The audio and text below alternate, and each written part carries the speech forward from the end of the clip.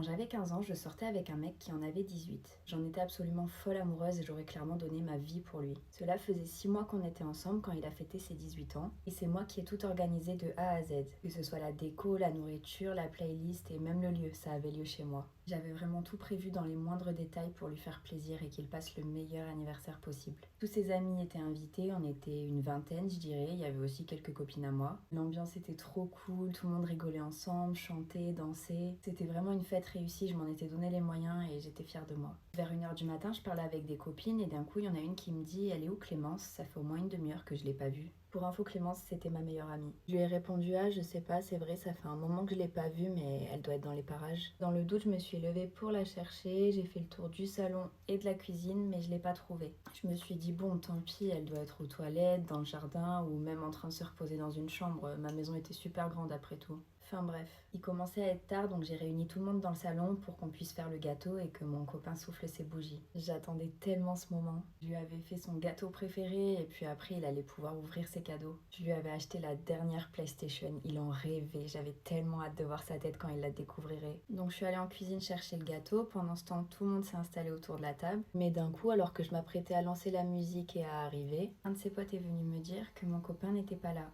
Bizarre un peu.